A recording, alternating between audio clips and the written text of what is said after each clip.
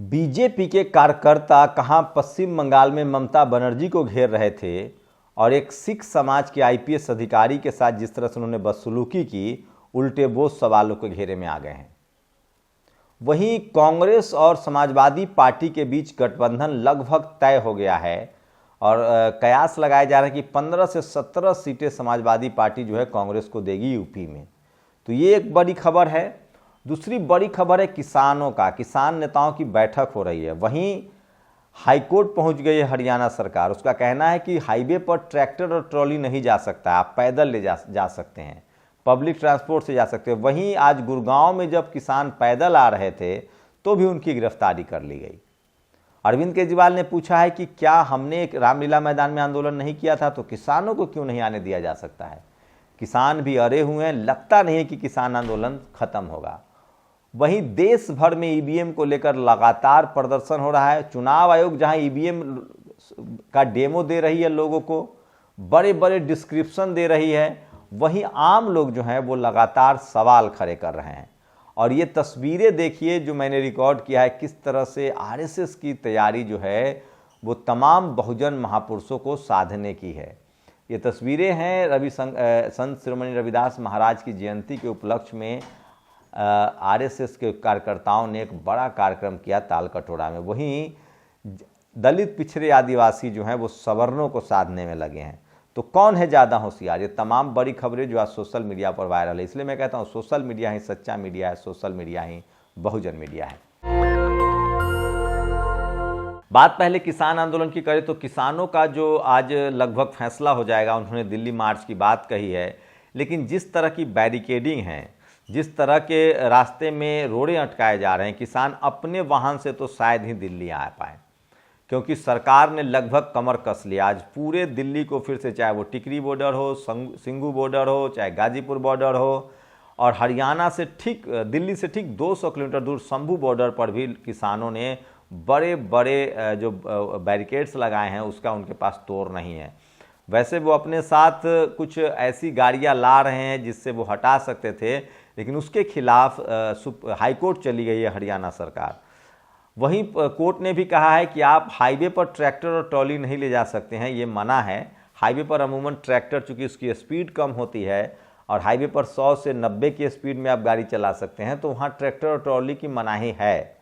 तो ये भी किसानों के लिए एक डेफिसिट है। कहा जा रहा है कि आप पैदल जाइए, पब्लिक ट्रांसपोर्ट से जाइए।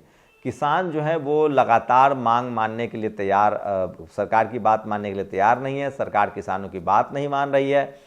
अर्जुन मुंडा जो आदिवासी समाज से आते हैं, वो कानून मंत्री हैं, तो रुख थोड़ा अच्छा है। वो लगातार कह रहे हैं कि बातचीत होनी चाहिए। कई दौर की बातचीत भी हुई है।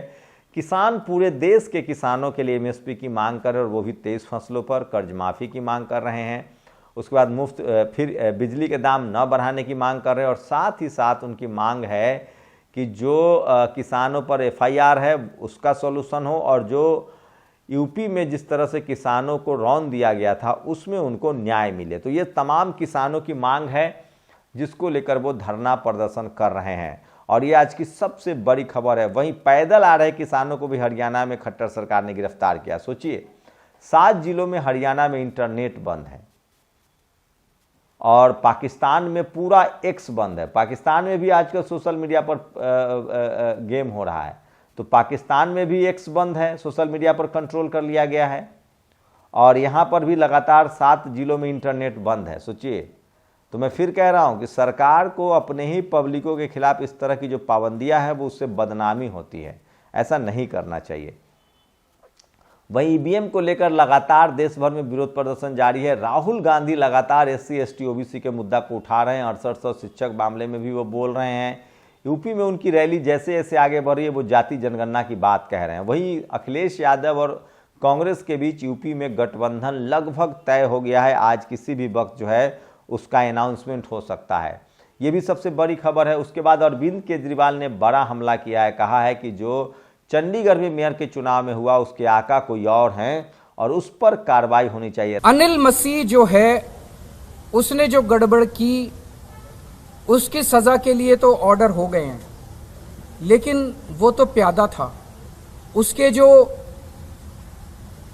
मास्टरमाइंड हैं, उसके जो मालिक हैं, जिन्होंने आदेश दिया ये सारा जनतंत्र का चीरहरण करने का, जनतंत्र की ऐसी तैसी करने का, सजा उनको मिलनी चाहिए और उनके ऊपर देशद्रोह का मामला चलना चाहिए। जो व्यक्ति इस देश के जनतंत्र के खिलाफ के साथ खिलवाड़ करेगा वो देशद्रोह कर रहा है। राहुल गांधी ने भी कहा था कि अनिल मसीह तो एक मोहरा है, इसके पीछे नरेंद्र मोदी का चेहरा है। तो बीजेपी की बहुत किरकिरी हो रही है और ये सबसे बड़ी खबर है। वहीं ईवीएम को खिलाफ देश भर में धरना प्रदर्शन का दौर जारी है। ये नेशनल दस्तक के एक दर्शक ने बिहार से भेजा है। बिहार में भी किस तरह से देखिए कि लोगों ने सड़क पर उतरकर ईवीएम का विरोध किया। तो देश भर में ईवीएम का विरोध लगातार जारी है, लगातार धरना प्रदर्शन चल रहा है। लेकिन किसानों की खबर भी और सरकार सख्ते में है और अगर किसान जिस तरह से अड़े हुए हैं उनको लगातार सिंपैथी मिल रही है। तो अगर किसानों को दिल्ली नहीं आने दिया जाता और ये आंदोलन जितना खींचेगा बीजेपी की मुश्किलें उतनी बढ़ सकती है।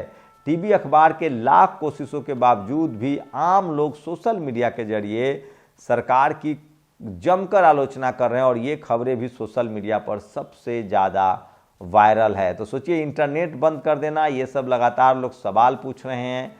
वहीं जिस तरह से पश्चिम बंगाल में, सोचिए पश्चिम बंगाल में ममता बनर्जी सबसे गंभीर संकट में फंस गई हैं।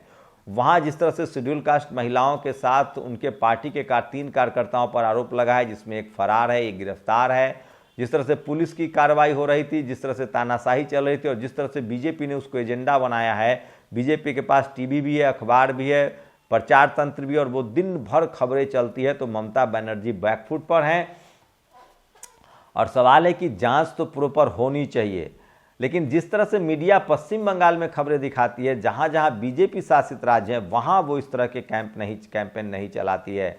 लेकिन पश्चिम बंगाल में बीजेपी की थोड़ी मुश्किल बढ़ भी गई है।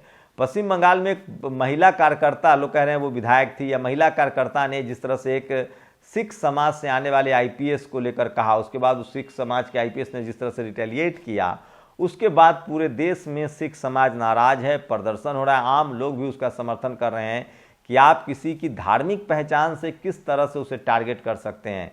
दरअसल उस महिला ने उनको खालिस्तानी कह दिया था। तो सोचिए, इस देश में वो कौन लोग हैं जो आदिवासियों को नक्सलवादी कह देते हैं, मुसलमानों को आतंकवादी कह देते हैं, सिखों को खालिस्तानी कह देते हैं और दलित पिछड़े को तो उग्रवादी कह देते हैं।